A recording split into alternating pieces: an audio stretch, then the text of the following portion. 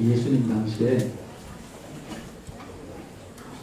이 사람들만큼 열심히 신앙생활을 하고 이 사람들처럼 뜨겁게 교회 생활한 사람들이 없었습니다. 그 사람들이 바로 바리새인들과 서기관들과 사두개인들과 대제사장들입니다. 그 사람들은 박하와 해양 근처에 심죠. 그러니까 밭에 심은 배추 이파리까지 세 가지고 11조를 드린 사람들이고, 그들은 일주일에 2번 정기적으로 월요일, 목요일 금식했습니다.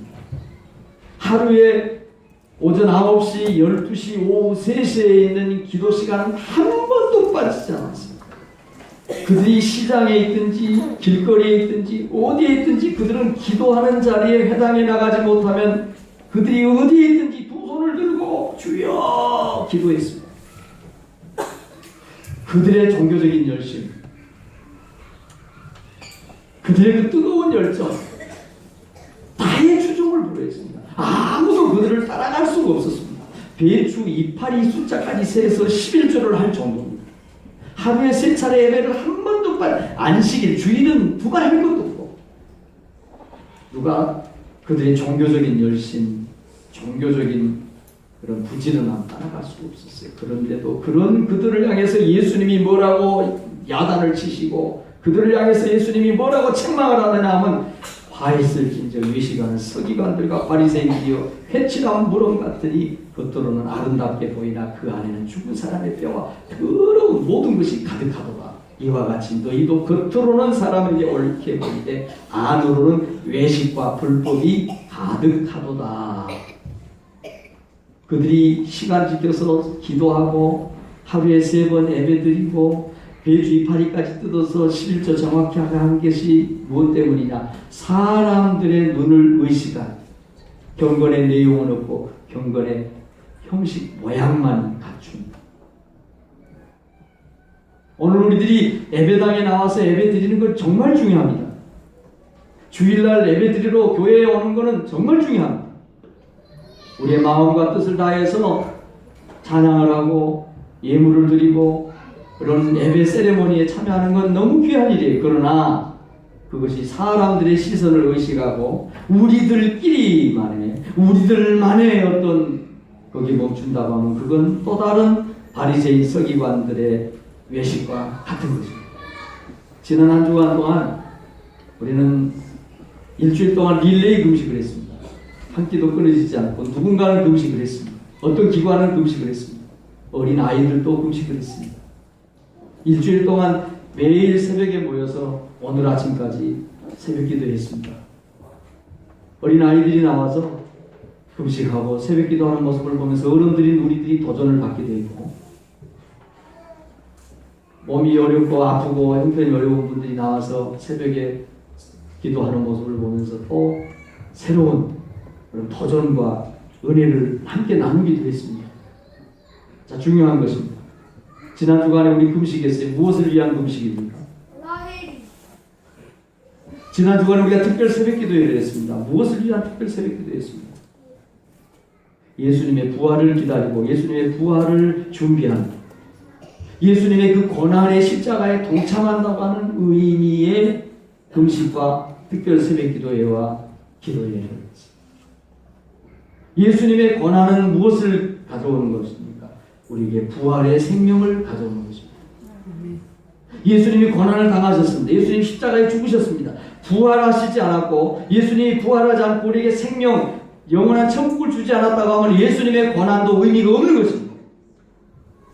오늘 저와 여러분이 새벽 기도하고 금식했습니다. 그러나 그 새벽 기도와 그 금식이 생명이 없는 금식이고 사람들에게 보이기 위한 외식적인 형식적인 금식이었고 새벽 기도했다고 하면 그것은 또 다른 바리새인들의 외식입니다. 오늘 부활의 아침에 우리 마음속에 이 생명력이 넘치고 기쁨의 감격이 넘치는 것은 그 부활의 그 고난의 예수님의 십자가를 통하면서 예수님의 부활의 생명이 우리 속에 왔기 때문이고, 부활하신 그 생명이 우리를 완전히 완전히 자유케 했기 때문에 오늘 이 아침 우리는 춤추고 기뻐하고 즐거워하는 줄 믿습니다. 아멘. 금식해 보신 분들은 압니다. 부활절 아침이 얼마나 귀한 아침인지. 오늘부터는 금식하지 않아도 돼요. 금식하지 않은 분들은 그 속을 몰라요. 6끼를 연속으로, 6끼면 이틀이에요. 우리들 가운데 7끼, 6끼 금식하신 분이 많아요. 연속으로 3끼, 4끼, 5끼까지. 그분들에게 물어보세요. 부활절 아침, 오늘 아침이 어떤 의미를 가졌는지. 밥을 먹을 수 있는, 생명을 얻을 수 있는 아침이었어요. 주님과 함께 고난의 골짜기를 걸어가면 주님과 함께 부활의 생명이 저와 여러분의 것이 된다는 사실을 믿으시기를 바랍니다. 바울 사도가 고린도 교회에게 보낸 편지 내용입니다. 오늘 저와 여러분이 읽은 편지입니다. 고린도 교회 성도들이 어른이 돼야 됩니다. 여전히 어른 아이의 자리에 앉아있습니다. 신앙의 성장이 일어나야 되는데, 성숙이 일어나야 되는데 어린 아이의 자리에 여전히 어린 아이 같은 짓을 하고 앉아있는 것입니다. 너희가 인격적인 예수, 생명 주는 부활의 예수를 만났다고 하면 부활의 예수님을 닮은 성숙한 자리로 가야 되고 변하여서 새 사람이 되어야 되는데 여전히 변하지 않고 여전히 어린아이의 자리에 가 있거든요. 그래서 오늘 바울 사도는 그렇게 얘기합니다. 이제는 너희에게 생명을 주신 그리스도 예수를 위해서 살아야 된다. 어린아이처럼 내 뱃속만 생각하고 내 이익만 생각하고 내 욕심만 채우는 그런 미숙한 자리에서 이제는 나를 위해서 죽었다가 다시 살아나신 내게 생명을 주신 예수 그리스도의 그 생명을 나누고 그 생명을 또 흘려보내는 자리로 가는 성도들이 돼야 된다. 인격적으로 여러분들이 부활하신 예수님을 만나신 줄로 믿습니다. 그렇다고 하면 인격적으로 만난 그 예수님으로부터 받은 그 생명력을 여러분은 또 누군가가 흘려보내야 합니다. 여러분 안에 있는 그 생명력이 누군가에게 전해 질 때 비로소 여러분 속에 부활하신 생명 되시는 예수님이 오셨다고 말할 수가 있는 것입니다. 교회 다니는 것으로 금식하는 것으로 우리가 부활하신 생명의 예수를 가지고 있다고 말하기에는 어딘가 너무 어색한 게 많습니다. 새벽 기도했다고 부활하신 생명의 예수를 내가 가지고 있다고 말하기에는 너무너무 입증해야 될 일들이 너무 많은 것입니다. 금식하셨습니까? 특별 새벽 기도회 하셨습니까? 오늘 부활의 주님을 기다리셨습니까? 그런 믿음을 가지고 그렇게 여러분이 한 주간 또 지금까지 살아오셨다고 하면 이제는 부활의 생명의 주님이 주신 그 생기의 영을 생명을 누군가에게 나누고 전하는 정말 예수의 생명이 여러분을 통해서 역사하는 것들을 여러분이 흘려보는 보내는 자리로 생명을 나누어주는 자리로 나가는 여러분들 되기를 주의 이름으로 축원합니다.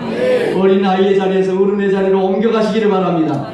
이성숙한 성도의 자리에서 형식적인 신앙의 성도에서 능력 있는 권세 있는 생명을 흘려보내는 성도의 자리로 나가기를 주의 이름으로 축원합니다. 할렐루야. 오늘 생기의 영, 생명의 영을 받은 바울 사도가 생기의 영, 생명의 영, 부활의 주님을 만난 고린도 교인들에게 이제는 성숙한 자리로 나가야 됩니다. 변해야 됩니다. 새 사람 돼야 합니다.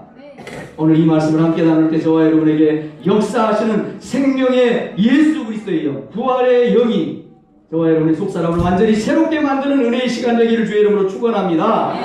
이 말씀이 우리에게 주는 첫 번째 메시지입니다. 예수님의 죽으심은 나의 죄를 대신한 죽음이었습니다. 할렐루야. 예수님이 이 땅에 오셨습니다. 예수님이 십자가에서 고난을 당하셨습니다.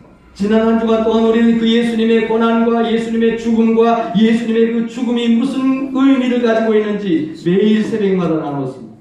예수님이 십자가에서 죽으시면서 그 절규하고 고독을 느끼고 그 비탄함을 가지고 그 육체의 아픔을 참으면서 내뱉었던 예수님의 그 메시지들을 새벽 아침 시간마다 나누었습니다.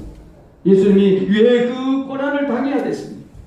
아무런 죄가 없고 하나님이신 그 예수님, 흠이 없는 분, 인격에 결함이 없는 분, 온전하신 예수님이 무엇 때문에 그 아픔 그 고난을 당해야 됩니까? 성경은 말합니다. 그리스도의 사랑이 우리를 강건하다. 우리가 생각하는데 한 사람이 모든 사람을 대신하여 죽었은즉 예수 그리스도가 죽으신 것은 우리 모든 이 진고 목사를 비롯한 여러분 한 사람 한 사람 우리가 아니라 나의 죄 때문에 죽으신 것을 믿으시기를 바랍니다. 예수님이 누구 때문에 죽었습니까? 물어보면 사람들 말 잘합니다. 우리 죄 때문에 죽었습니다. 아닙니다. 우리 죄 때문에 죽은 게 아닙니다. 나 때문에 죽은 겁니다. 흉악한 나 때문에 예수님이 죽었습니다. 내가 저지른 죄, 손으로 저지른 죄를 씻기 위해서 손의 못을 받으셨고 내가 발로 걸어다니면서 가야 할 곳, 해서는 안 될 것, 안 될 치다는 그 발에 사놓겠던 이 죄 지은 내 발에 속죄를 위해서 발에 대못을 받으셨습니다. 우리 몸뚱어리로 육신의 정욕, 안목의 정욕을 위해서 우리 몸뚱어리로 저지른 모든 죄를 씻기 위해서 예수님이 십자가에서 몸을 찢으시고 오른 창장으로 옆구리에 찢으시고 물과 피를 쏟으셨습니다. 그리스도의 사랑이, 그 그리스도의 사랑이 바울 사도를 미치게 만든다고 말합니다. 인격적으로 예수 그리스도 나의 죄 때문에 그 고난과 아픔을 당한 인격적인 예수, 부활하신 예수를 만난 사람은 그 그리스도의 사랑이 나를 미치게 하는 것을 경험하게 되는 것입니다. 그리스도의 사랑이 우리를 강권하시는다 말이 굉장히 순화되어 있습니다. 라디칼하게 좀 격하게 원어를 표현하면 그리스도의 사랑이 나를 미치게 만드는 도다 그러면서 우리가 정신이 온전하면 너희를 위한 것이고 우리가 정신이 온전하지 못했다는 건 뭐예요? 미쳤다는 거 아니에요? 정신이 온전하지 못한 사람을 미친 사람이라고 그러지 않아요? 여러분 우리는 언제 예수 그리스도의 그 사랑 때문에 미친 척이라도 한번 해본 적이 있어요? 그리스도의 사랑이 나를 미치게 만드는 거예요. 우리는 미친 척이라도 한번 해본 적이 있어요.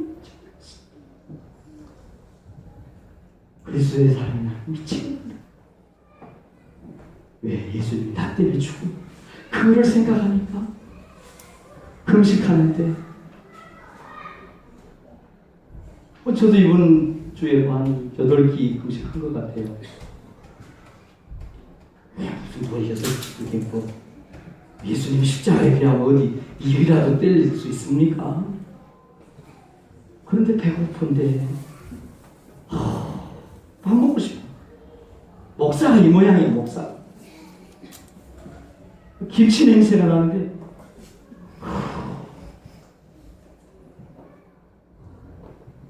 라면 냄새는 어떻고?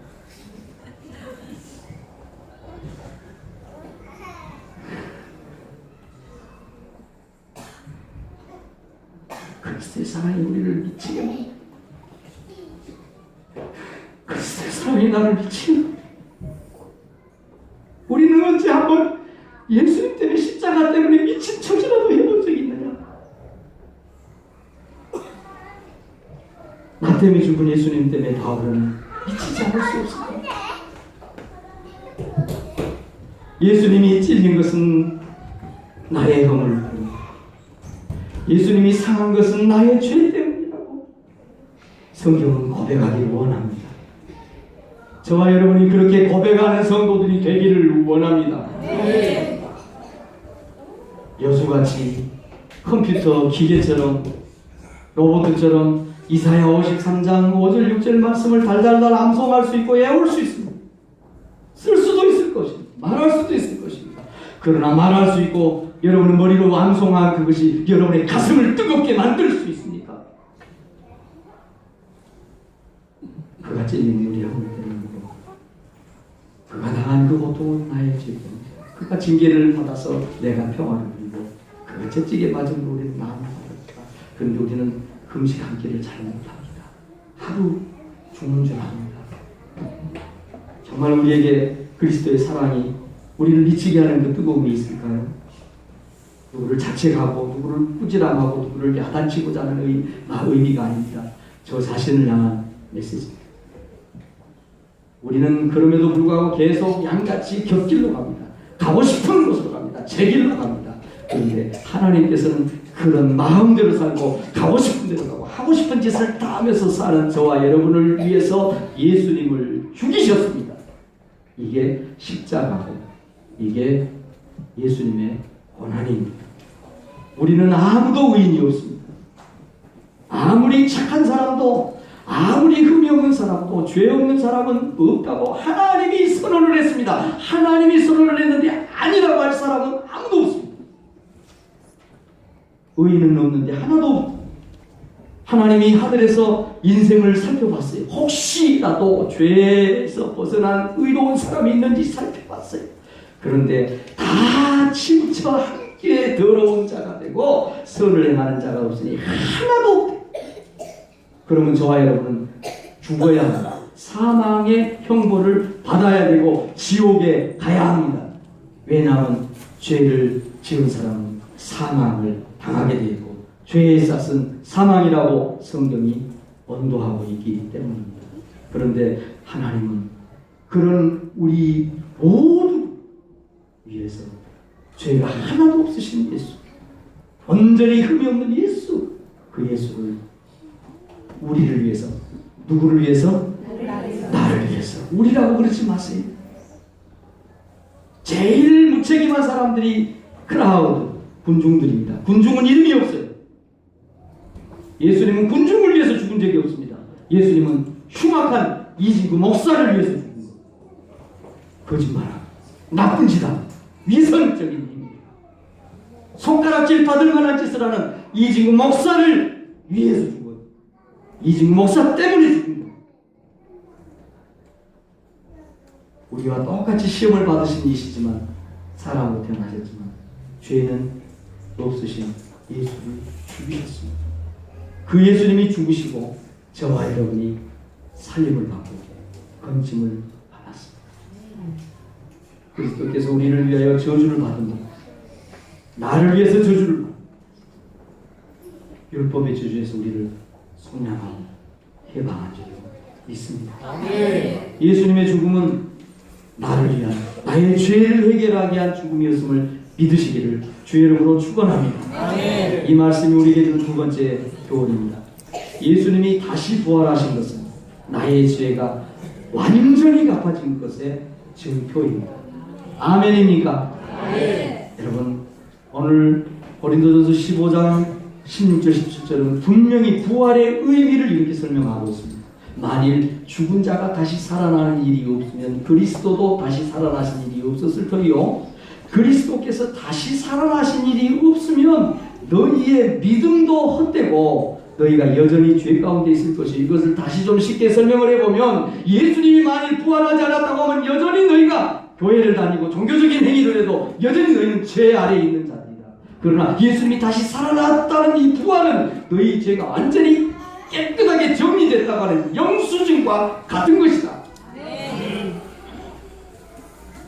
예수님의 부활이 의미가 있고 예수님이 태어나신 성탄절에 노래를 한다고 하면 예수님이 부활하신 이 부활절에는 춤추는 날입니다.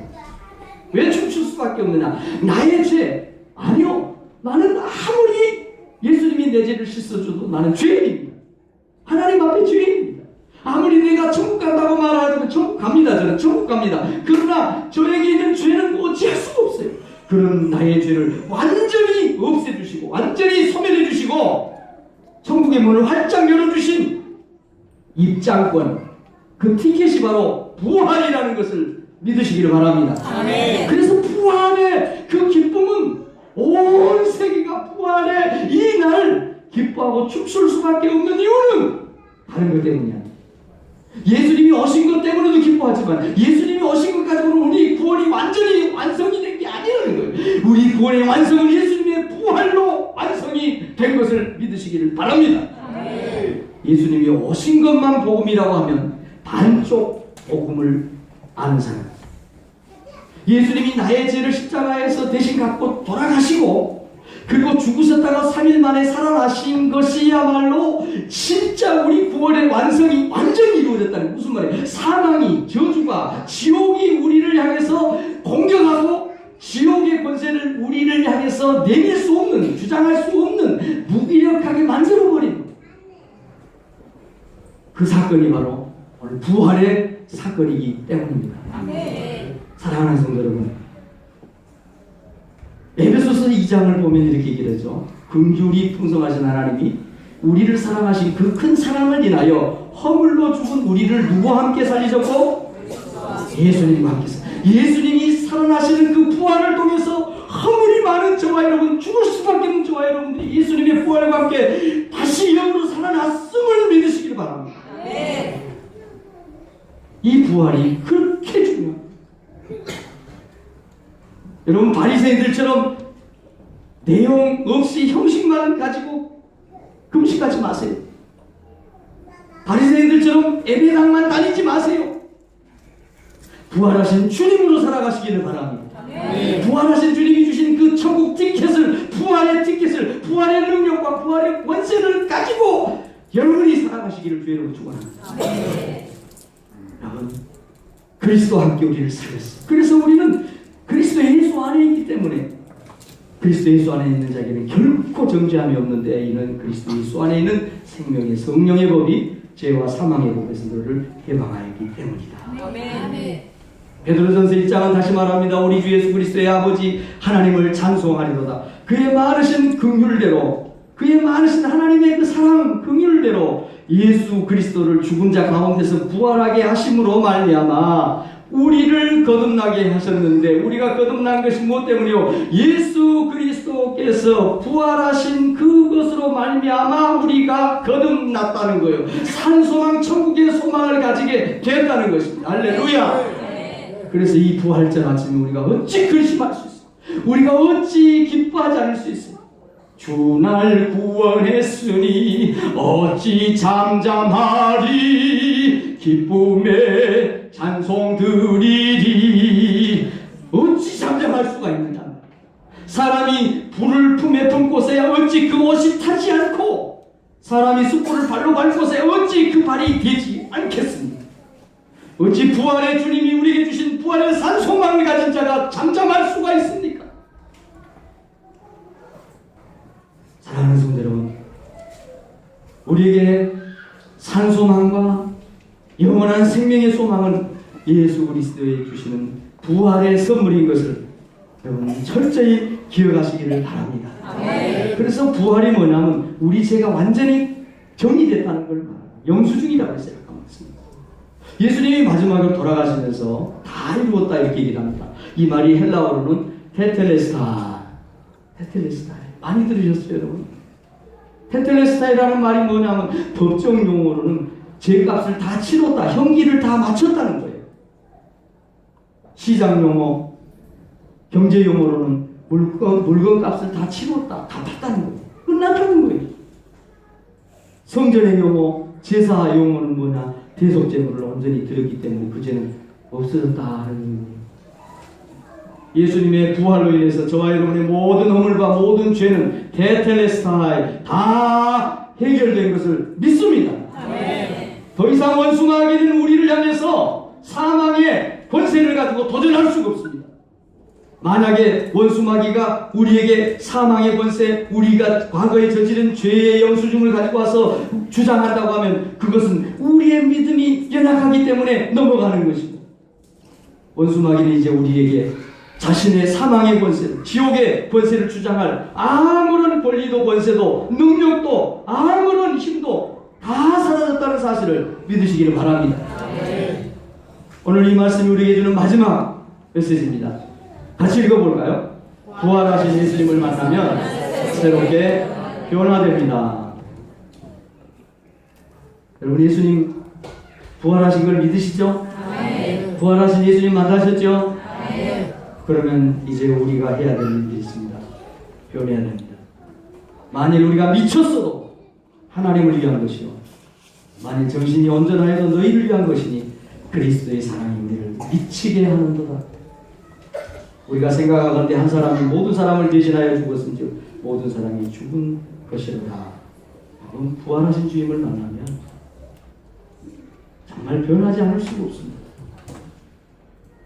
감기가 걸리면 기침을 안 할 수가 없습니다. 누군가를 사랑하게 되면 사랑의 표가 안 날 수가 없습니다. 여러분, 부활하신 주님을 만나도 마찬가지입니다. 2000년 역사가 그걸 증언을 합니다. 부활하신 주님을 만난 사람은 눈에 보이게 달라집니다.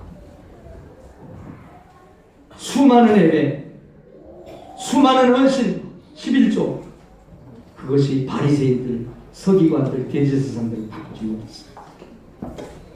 그러나 부활하신 예수님을 인격적으로 만난 사람들은, 예수를 부인했던 제자들, 예수를 핍박하고 교회를 핍박하고 예수 믿는 사람들을 감옥에 가뒀던 그 핍박자들, 부활하신 예수님 때문에 다 예수의 증인들로 바꿔진 것을 우리는 잘 압니다. 사랑하는 성도가족 여러분, 저와 여러분들의 가장 큰 숙제가 어떤 숙제일까요? 우리의 수없이 드리는 이 거룩한 예배가 무엇을 위한 예배입니까? 우리가 부르는 수많은 찬송가가, 은혜스러운 복음송가가 무엇을 위한 찬송이고 무엇을 위한 복음송가? 우리들끼리 예배하는 자리에서만 지키는 경건, 거룩. 여러분, 그리스도의 사랑이 우리를 사로잡고 있다고 말하는 바울은 그 자신이 증인입니다. 어떤 증인입니까? 변화되고 바꿔진 증인입니다. 세상 사람들이 지금도 교회를 우습게 보는 사람들이 참 많습니다. 결코 우습게 볼 수 없는 기관이 교회임에도 불구하고 세상 사람들이 교회를 우습게 볼 수밖에 없게 만든 것이 누구냐 그러면 목사인 저고 교회를 출입을 하는 여러분들의 삶을 보니까, 여러분들의 말하는 걸 보고, 우리가 움직이는 행동하는 행동을 보니까 세상 사람들이 우습게 볼 수밖에 없게 만들어버려요. 세상 사람들을 잘못됐다고 얘기할 수 없습니다. 세상 사람들은 정확한 팩트를 가지고 얘기해요. 왜 교회에서 그런 짓을 하느냐? 왜 교회에 다니는 목사가, 왜 교회에 다니는 집사가 그 모양이냐? 정확한 사실을 가지고 얘기합니다. 아니라고 말할 수 없습니다. 그렇게 얘기합니다. 그건 일부 몇 사람, 일부 멀찍한 사람들 때문이라고 말합니다. 그 사람들은 그리스도인이 아니지요. 그 사람들도 부활하신 주님을 위해서 부활절 예배를 수도 없이 드렸던 사람, 주일날 철두철미하게 주일 지켰던 그런 사람,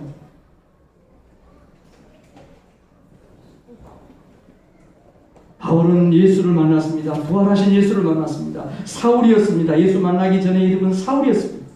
예수 믿는 사람들을 너무너무 싫어했습니다. 예수 믿는 사람들을 잡아 감옥에 가뒀습니다. 교회를 막 깨부셨습니다. 교회를 와해시켰습니다. 그러면서 잘한다고 생각했습니다. 그런데 부활하신 예수님을 만나고 나는 이제 세상의 모든 것을, 예수 그리스도 외에는 모든 것을 배설물로 내가 다 버린다. 그리고 오직 그리스도 외에는 나를 구속하신, 나에게 천국의 소망을 주신, 나를 바꿔주신 나사렛 예수 그리스도에는 아무것도 말하지 않기로 결단을 해버립니다. 바꾸졌다. 베드로가요, 부활하신 주님을 만나기 전에는 너무 나약했지. 로마 관원들이 자기를 잡아갈까 죽일까, 죽이지도 않는데 계집종 앞에서 비겁하게 예수님 욕하고 저주하고, 예수님 부활했지만 그 사실을 알지 못한, 부활한 주님을 만나지 못한 시몬 베드로는 나는 물고기 잡으러 간다, 돈 벌러 간다, 나는 과거로 돌아간다, 예전에 내가 내 마음대로 살았던 그 시대로 다시 돌아간다. 다시 돌아갔어. 제자들도 함께 갔어요. 예수님의 제자 생활을 3년이나 했던 그들이 예수님이 십자가에 죽고 나니까 모든 것이 끝났다고 착각을 했습니다. 그래서 투덜투덜대면서 고향으로 돌아갔습니다. 엠마오로 내려가고 있었어요. 그런데 그 도상에서 예수님이 나타나 주셨고 만나 주셨습니다. 투덜거리며 불평하며 고향으로 내려가던 그 제자들이 그 시간 다시 사명의 자리, 죽음이 기다리고 있는 예루살렘으로 돌아갑니다.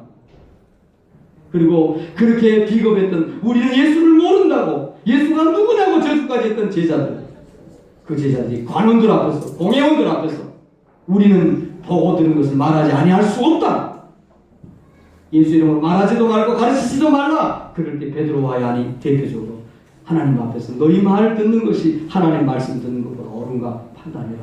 우리는 우리의 길을 한다. 증인의 길을 갈 수밖에 없다라고 선언을 합니다. 여러분, 정말 이 시대는 저와 여러분의 변화를 요구합니다. 예수 그리스도를 만난 자에게 요구되는, 예수 그리스도의 부활의 생명을 가진 자에게 치러야 되는 대가를 세상은 우리에게를 바라보면서 우리에게 요구하고 있습니다. 우리는 부활하신 예수님을 만났다고 입으로 얘기합니다. 오늘 또 거룩한 예배를 드렸다고, 1시간 동안 정말 우리가 경건하게 예배를 드렸다고, 거기까지만이라고 하면 우리의 이 경건, 우리의 이 예배, 이 부활절 예배, 또 다른 바리새인들의 외식이 아니라고 말할 수가 없습니다. 우리는 역사적인 부활절 예배를 드립니다. 줄이고 금식하고 새벽에 잠을 자지 못하면서 새벽 기도하고, 무엇을 위한? 생명을 얻기 위한, 생명을 나누기 위한. 오늘 우리 교회는 캄보디아의 라이디라고 하는 어린아이가 엄마와 함께 와서 예배를 드리고 있습니다. 여러분, 생명을 받으셨습니까? 부활하신 생명이 여러분에게 있습니까? 부활하신 주님을 만나셨습니까? 부활하신 주님을 만난 사람들은 부활의 증인의 자리로 다 나갔습니다. 부활의 증인이 뭘 하는 겁니까? 부활하신 예수님의 생명을 나눠주는 자리로. 예수님께서 왜 바리새인들을 야단을 치셨습니까? 예배 잘 드렸습니다. 그들 11조 철두철미하게 했습니다. 종교적인 행위 기가 막히게 했습니다. 그런데 예수님은 그들을 기뻐하지 않으셨습니다. 왜요? 그들에게는 생명이 없었기 때문에. 여러분에게, 우리에게 생명이 있다고 하면 우리에게 있는 생명을 지금 나는 누구에게 지금 흘려보내고 있습니까? 무슨 형태로, 어떤 모습으로 흘려보내고 있습니까?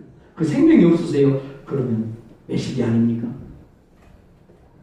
교회만 다니십니까? 예배만 드리십니까? 성경만 읽으십니까? 여러분의 마음의 위로만 얻기를 원해서 교회 오십니까? 부활하신 주님은 우리에게 그거를 가르쳐 주신 적이 없습니다. 너희들끼리만, 너 혼자만, 너 집만, 너 새끼들만. 예수님은 그런 적이 없으시죠. 열방의 빛이 되리라. 말씀을 마치겠습니다. 이제 누구든지 그리스도 예수 안에 있으면 새로운 피조물이라고 하셨습니다. 달라졌다는 거예요. 저는 우리 성루교회 성도들이 말만 하는 성도들이 되지 않기를 원합니다. 우리 성루교회가 말만 하는, 예배만 드리는 교회가 되지 않기를 간절히 원합니다. 네. 우리 성루교회 20년은 비록 자그마한 교회이지만 말만 하지 않으려고 애를 썼던, 너무너무 미약하고 너무너무 부끄럽지만 해놓은 건 없지만, 캄보디아 교회 하나 세우는 게 쉽지 않았습니다. 유치원 하나 운영하는 거 쉽지 않습니다. 아이를 한 명 데려오는 게 굉장히 간단합니다. 그런데 데려오니까 간단합니다.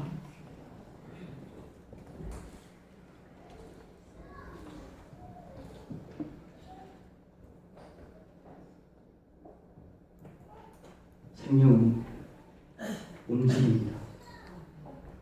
살아있기 때문에 움직일 수밖에 없습니다. 생명은 살아있기 때문에 잘할 수밖에 없습니다. 여러분의 모습이 작년 부활절 예배를 드리던 그 모습, 그 자리에 그대로 있다고 하면 잘하셔야 됩니다. 새로운 피조물이 돼야 합니다.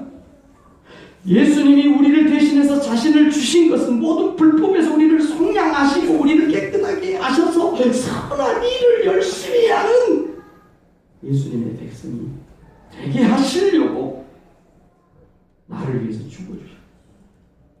너 혼자 예배드리면서 마음껏 위로와 평안을 얻고 그냥 돌아가서 또 마음대로 살아라. 너 하고 싶은 대로 하면서 살라. 세상 사람들이 뭐라 그러든지 무책임하게 그냥 살아라. 이걸 위해서 죽은 적이 없다고 성경은 분명히 정의합니다. 그가 우리를 대신하여 자신을 주시고 모든 불법에서 우리를 속량하시고 우리를 깨끗하게 하사 선한 일을 열심히 하는, 생명을 나눠주는, 생명을 흘려보내는, 누군가 꽁꽁 사망의 영, 세상의 영에 붙잡혀 있는, 누군가가 꽁꽁 붙잡혀 있는, 명예욕에 붙잡혀 있는, 생명이 아니고 진짜가 아닌 어떤 세상의 재물욕에 붙잡혀 있는 그들을 가서 예수님이 주신 참 생명, 천국의 소망, 그걸 가지고 와서 묶인 자를 풀고 꽁꽁 얽혀 묶여있는 그 사람에게 자유를 선언하고 생명 대신 예수님을 만나도록 알도록 인도하는, 이것이야말로 부활하신 주님이 우리에게 요구하시는 변화인 것을 저는 믿습니다. 아멘. 우리 성도 가족들이 그런 자리로 다 갈 수 있기를 주의 이름으로 축원합니다. 그래서 나는 부활하신 주님을 만나노라고, 부활하신 주님을 만난 내가 이렇게 달라졌노라고, 내가 그래서 내 속에 있는 예수 생명을 당신에게 주지 않을 수 없노라고, 당신의 그 묶임, 그 당신의 답답함, 그 당신의 아픔, 내가 만난 예수 앞에 나가서 해결하자고 얘기하는 자리로 나가는 우리 성도 가족 모두가 되기를 주의 이름으로 축원합니다. 오늘 이 말씀을 들은 대로 생각하시면서 마음의 감동을 들어 기도하십시오. 부활하신 주님을 인격적으로 만나셨습니까? 여러분은 정말 생명이 있습니까? 여러분 속에 있는 생명을 어떤 형태로 누구에게 흘려보내고 있습니까? 여러분, 생명은 움직입니다. 생명은 살아있기 때문에 자라게 되어 있습니다. 생명은 말하게 되어 있고 생명은 열매를 맺게 되어 있습니다. 여러분은 어떤 모습으로 열매를 맺고 있습니까? 여러분은 어떤 삶으로 살아가고 있습니까? 오 하나님 아버지, 이 시간에 우리가 들은 말씀을 붙잡고 기도하는 자리로 나갑니다. 예수님의